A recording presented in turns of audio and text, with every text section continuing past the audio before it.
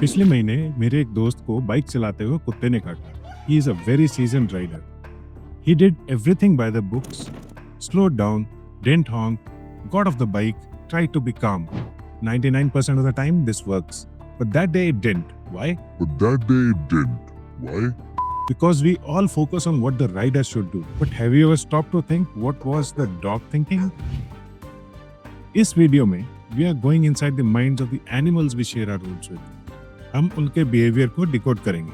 From the stray dogs on our gullies to the elephants in the national parks. ये सिर्फ riding ज्ञान नहीं है, ये एक सर्वाइवल ब्रीफिंग है. This knowledge will make you take better decisions on the road and ensure you return home safely. मैं हूँ शेखर, स्पेशल फोर्सेस वेटरन और ADV पाथफाइंडर पर हम राइडिंग को एक स्किल की तरह देखते हैं. अगर आप भी एक थिंकिंग राइडर बनना चाहते हैं तो सब्सक्राइब करके इस ट्राइब का हिस्सा बनिए. चलिए शुरू करते हैं. सबसे पहले ये समझ लीजिए, उस डॉग को आपसे कोई पर्सनल दुश्मनी नहीं है. ही इज नॉट थिंकिंग, अरे ये तो वही कर्नल साहब है जिन्होंने पिछली बार बिस्किट नहीं दिया था. No, it's all about programming. Dogs का DNA वुल्फ फैमिली से आता है.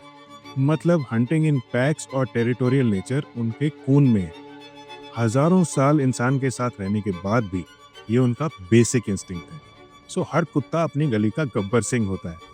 आपकी तेज आवाज वाली बाइक उसके इलाके में एक इंट्रूडर है जिसे भगाना जरूरी है. दूसरा, कई कुत्तों का गाड़ियों के साथ बुरा एक्सपीरियंस होता है. उनका अटैक करना एक डिफेंसिव रिएक्शन है. तीसरा, अगर बाइक की स्पीड उनके शिकार करने की इंस्टिंक्ट को ट्रिगर करे तो उनका दिमाग यही बोलता है कि जो भागे उसका पीछा कर. ये उनके DNA में है. और सबसे डेंजरस, जब पूरा गैंग पीछे पड़ जाए तो वो कोई प्लान्ड पैक हंट नहीं है. बस एक शुरू होता है और उसके एक्साइटमेंट को देखकर बाकी सब फोमो में उसके पीछे शुरू हो जाते हैं. और ये सारे इंस्टिंक्ट्स 10 गुना ज्यादा डेंजरस हो जाते हैं अगर उस गली में कोई फीमेल डॉग हीट में हो. You will Notice all the male dogs walking around with high tails. Full of testosterone trying to impress her. और तभी अगर आप उस गली से निकलो, हो गया टारगेट लॉक. तो आप उनकी बॉडी लैंग्वेज को समझो. Not all the barks are same.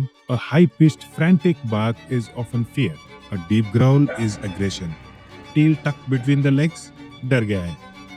लेकिन high stiff tail alert है और aggressive हो सकता है. ये सब जानना जरूरी है ताकि आप अपना स्टैंडर्ड ऑपरेटिंग प्रोसीजर डिसाइड कर सकें. So the strategy: de-escalation. Rule 1: slow down, but don't stop completely. अचानक रुकना उनके लिए एक चैलेंज हो सकता है. रूल 2: लो रेव्स, लो वॉइस, शांति से, काम, फर्म और स्लो पिच्ड वॉइस में बोलिए, चलो जाओ यहाँ से. A high pitched panic hut hut will only excite them more. Rule 3: break their script. अगर कोई कुत्ता ज्यादा ही एग्रेसिव हो रहा है तो बाइक से उतरिए. Use your bike as a barrier between you and the dog. Now you are no longer a fast moving threat. आपने उनका स्क्रिप्ट बदल दिया है. Rule 4: never turn your back on it. और प्रोलॉन्ग आई कॉन्टैक्ट मत कीजिए. This is a challenge in the world. Use your peripheral vision. Rule 5: situation बहुत जल्दी डेंजरस हो सकती है, कॉल फॉर हेल्प. अगर कुछ काम ना करे तो मदद के लिए बुलाना समझदारी है, शर्म की बात नहीं. स्टैटिस्टिक्स के हिसाब से हर साल 2000 लोग एनिमल रिलेटेड एक्सीडेंट्स में मरते हैं सिर्फ इंडिया में. उससे भी ज्यादा शॉकिंग, 90% टू व्हीलर राइडर्स होते हैं. और एनिमल्स में dogs account for 65 to 70% of those accidents. So, call out for help. The worst case scenario, if you get bitten, your ride is over. Wash the wound with soap and water immediately and go to the nearest clinic. No excuses. Congratulations, आप शहर के गब्बर से बच के highways पर आ गए हैं. पर यहाँ आपका इंतजार कर रहे हैं slow moving, unpredictable, living road blocks. I am talking about the cattle. गाय, बैल, बकरी, भैंस एक्सेट्रा. इनका सॉफ्टवेयर बिल्कुल अलग है. यहाँ काम आएगा advance situational awareness. Village roads या हाईवे पर अगर आपको रोड पर गोबर दिखे तो समझ लीजिए इस रोड का इस्तेमाल मवेशी भी करते हैं. It's not just about seeing the cow, it's about seeing the entire picture. Ask yourself questions continuously. Why is this heard है? ओह, रोड के उस साइड पे एक तालाब है, high chance they will cross over. ये अकेला बछड़ा यहाँ क्या कर रहा है?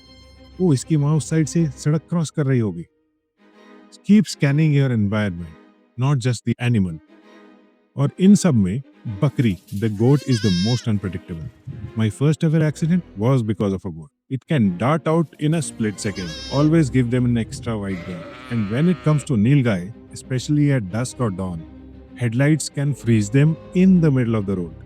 Your best strategy is to slow down and use your low beam. A high beam blinds them completely. और जानवरों को पास करने के लिए बुजुर्गों ने कहा है घोड़े के आगे से और जानवर के पीछे से क्रॉस करो। कमेंट्स में बताओ व्हाई। फिर भी अगर अचानक सामने जानवर आ जाए, don't be a hero and try to cut around the animal. Brake hard but in a straight line. Trust your ABS. एक स्लो स्पीड फॉल हमेशा एक हाई स्पीड स्लाइड से बेहतर होता है। अब आते हैं असली जंगल के कानून पे।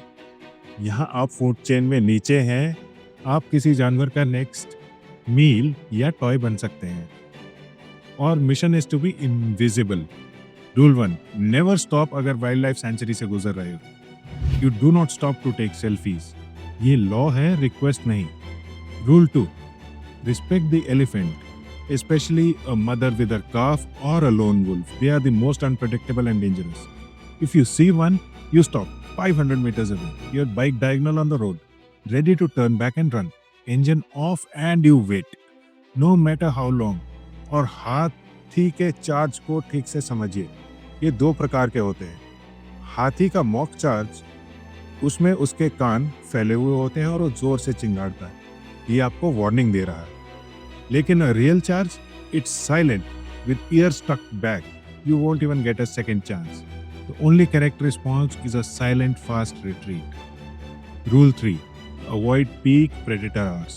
Leopards, tigers, although the encounters are rare but possible. Never ride through the forest reserves at dawn or dusk. A steady, predictable engine note announces your presence and prevents you from surprising them. A surprise predator is a dangerous predator. और एक छोटा लेकिन deadly threat, snakes. Especially in the ghats and foothills. After the first rains, they come onto the warm tarmac. You see one, you stop. Give it a very wide berth. Let it pass. It wants nothing to do with you. तो ये सारी strategies, de-escalation, prediction, respect, ये सब एक चीज से शुरू होती है, the rider's awareness. राइडिंग सिर्फ थ्रॉटल देना या गियर बदलना नहीं है, it's a 360 degree activity. Your mind is your best safety gear. आपको अपने दिमाग को कॉन्स्टेंट सिचुएशनल अवेयरनेस के लिए तैयार करना हो और इसकी सबसे अच्छी ट्रेनिंग मिलती है प्रिपरेशन से। Before entering any remote area, do your homework. एक चाय की दुकान पे रुक के पूछ लो, भैया आगे हाथियों का मूवमेंट है क्या? They have the best latest intel. Check your first aid kit. Save your emergency numbers offline.